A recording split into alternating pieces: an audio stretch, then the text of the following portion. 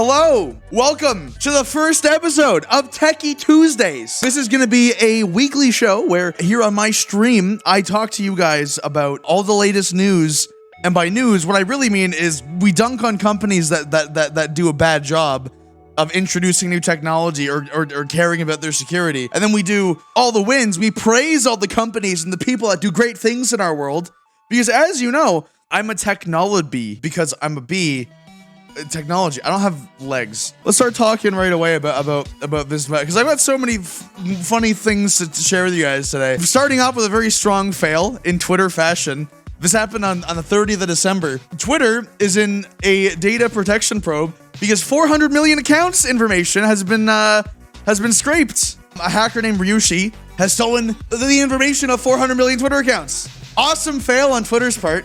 The whole fundamental problem with Twitter as a whole is that like they had so many engineers doing shit, and by doing shit I mean doing nothing. They were just sitting around in their offices not like adding any features. So yes, it was built up to like last, but with all those people now being fired, there's like a whole bunch of holes in the security of this platform. It mentions down here, Meta was hit with a 265 million euro fine. Twitter might be facing something similar. You know, the company that's bleeding money. I think it's somewhere down here, was it? Yeah. Ryushi has said that it exploited a problem with the system that lets its computer programs connect with Twitter to compile the data. So it used an API. That's fail number one. We got a pretty even number of wins and fails over the last week, actually. Here's a good win that you guys are gonna be happy about. Airplane mode can finally be fucking ridded. Basically, if you're in the European Union, soon you're not gonna need to use airplane mode at all because you can use your mobile data and make phone calls. Because fucking get this, guys, get this. It's almost like it has been pretty common knowledge for like the last 30 years that cell phones don't do shit. They don't hurt a plane's performance. There was fear about it early on, and then it just kind of stuck for some reason. Like the main thing is I think it's just anti-distractions and emergencies, but then people just started bringing laptops on planes anyways. Anyway, member states need to make 5G bands available for planes by the 30th of June of this year. So that's a big deal. They're not just saying you're gonna allow it. Like they're literally making it part of legislation that in the EU, you have to be able to use your phone on an airplane. Like this is a big win for any travelers in the EU or that go to the EU. So big ups to Europe. But then what excuse do I have left to ignore people? What do you can ignore people all the time. It's not hard. All that you have to do is simply, you know, it's not hard. It's not hard. Take that ignoring L. You can't spell ignore without L.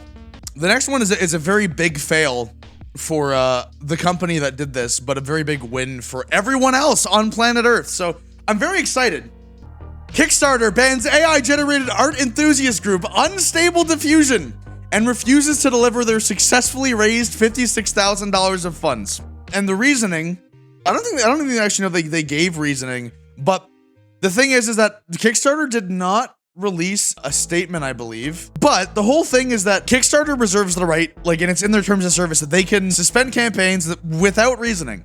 And they have their full right to do that. They're a private company. They can do whatever they want. All the funds are gonna be returned to the backers. So everyone that donated is getting their money back, which, like, to be clear, like, they don't deserve to have their money taken from them for nothing. You know what I mean?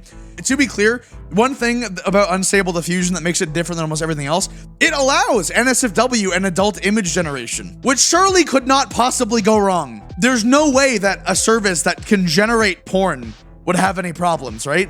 None at all. It'd be perfect. It's fine. The thing is, the guy that posted this said, I believe in freedom of software, including AI technologies. To be clear, this project did not want to sell AI art or AI NSW art, only wanted to provide a software model and hardware resources to people so that they can use to make AI art / AI NSW art / whatever. Community-driven tech project as such would not suffer from discrimination by payment providers and similar private companies. Need I remind you that this entire project is built off the backs of thousands, nay, hundreds of thousands, nay, millions of other people's work without their consent? Anyway, big W for the rest of humanity. Big L for Unstable Diffusion, but a deserved L, I think. But here's not an L. Here's a big W for everyone else. Boys, These are leaked slides from AMD that were leaked by videocards.com, which is a very credible leaking website. This is fucking huge news because here is the X3D lineup of the new CPUs. For those of you who are not tech nerds, these CPUs, instead of having the memory flat, they actually stack it on top of itself. So what that means is you have a processor that can have a lot more cache. And cache is basically really fast memory on the CPU. It makes things go faster, you know? Faster. So this right here is the end result of that. So look at this. So now we have the 7800X3D. This is gonna be your next 8-core, 16-thread CPU. Look at these gains, man. This boy, it was like the kingpin gaming CPU. But the 7800X3D is in some games up to 30% faster. In gaming, that is a big fucking difference, chat. Because gaming is usually where you see the least gains in CPUs. This is just good news for everyone because they're actually coming out with a 7950X3D. The 7950X3D is fucking ridiculous. 50% faster than the 13900K in file. Do you guys understand? If these numbers hold up in reality, because remember, this is a leak. It might not hold up 100%. If this actually ends up being true and these numbers like pan out, this is a big fucking deal, man. That's a win. And you cannot have a win without a fail. So here is a big fail for NVIDIA and AMD, which is that desktop GPU sales have hit a 20-year low. Demand for graphics cards went down. I guess when people actually go outside and after being inside for 2 years and having already bought your GPUs, people don't really need to buy GPUs as much anymore. Look at this graph. I know it's kind of hard for you guys to see, but look at how far AMD's market share is falling. That is insane. Jesus Christ. 2005, 20 million. And then it kind of leveled off, right? It kind of leveled off in the mid 2010s, which makes sense. 2017 was the first crypto boom, second crypto boom around here. And then just it tanked. Like, what is going on here, dude? What is going on? What is this? Anyway, this is a big fail. But here's a big win for everyone. John Deere, you know, the biggest assholes in the entire tech industry, they've signed a memorandum to allow farmers to have full access to official manuals and have access to parts to repair their John Deere tractors. This is such a big win. Huge win for all right to repair enthusiasts. Huge win for farmers and agriculture enthusiasts around the world. Really, just a huge win for everybody. Like, just really a huge win for everybody. But yeah, I don't have much else to say on this, aside from the fact that I hope Apple follows in the footsteps of this because, oh boy, we're gonna have to do like a talk about Apple at some point, eh? About their horrible, like, practices on this whole thing. Anyway, here's the big L. So for anyone that has been living under a rock the last 2 weeks, YouTube, like, pretty silently just rolled out a new, we'll call it feature. What this, quote, feature is, anytime there is a swear or mild violence or video game violence, your video gets limited monetization. Now, you might just be saying, oh, well, the video makes a little bit less money. Why is that a problem? No.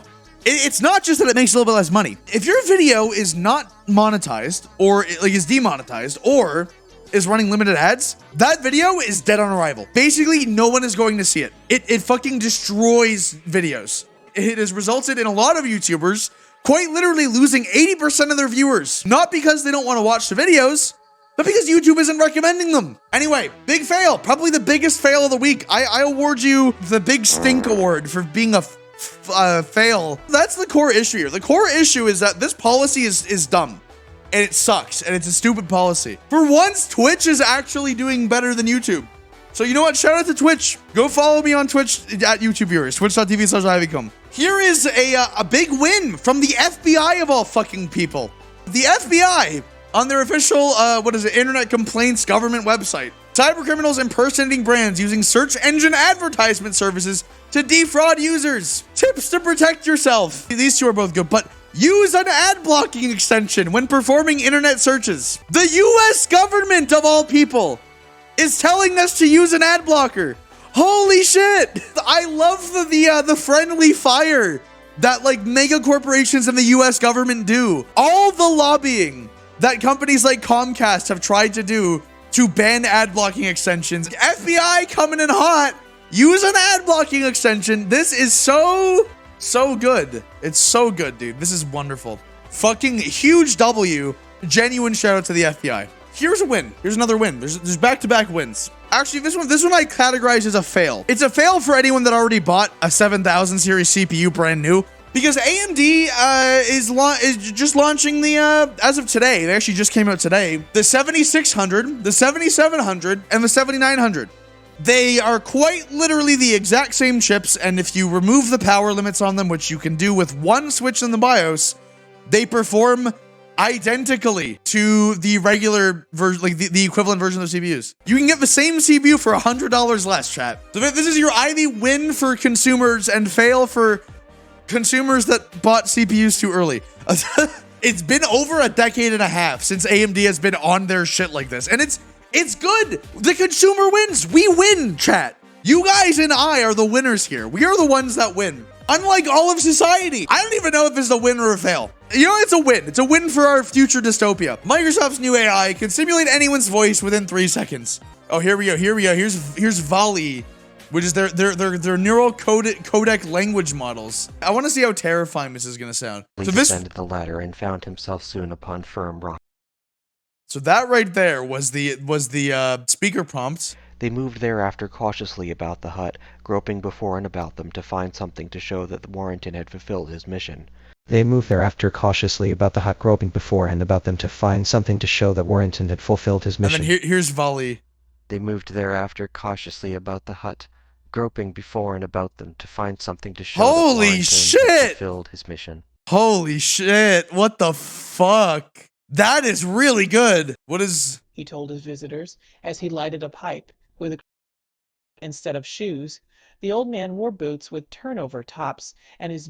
What the inflection there in the second, what was that? We are in a dystopian future. I hope you all understand this. Like, we're living in a technological dystopia. This is horrifying. I had decided to quit the show. I could hardly move for the next couple of days. It's 3 seconds. How do you get this much? What do you mean? We live by the rule of law. Because we do not need it. Because we do not need it. Oh, whoa, this is so fucking weird. My people always say I hate how, like, natural the speech, because it's not a person. It is not a person. It is not a person.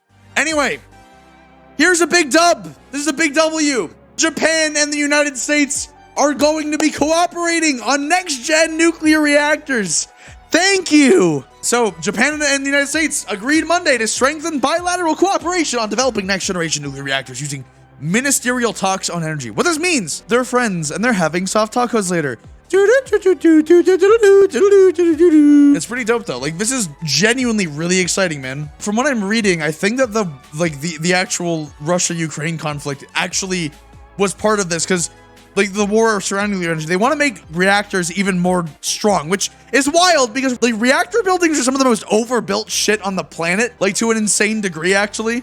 Anyway, this is a big dub. As long as they actually stick to this is big, because it's going to mean that the US and Japan will both rely a lot less on burning coal. Burning coal is the worst. If your government is burning coal, ask them to stop. Politely ask them to stop. Anyway, big dub. I hope we see more nuclear power. We have a very big win actually, and a big fail.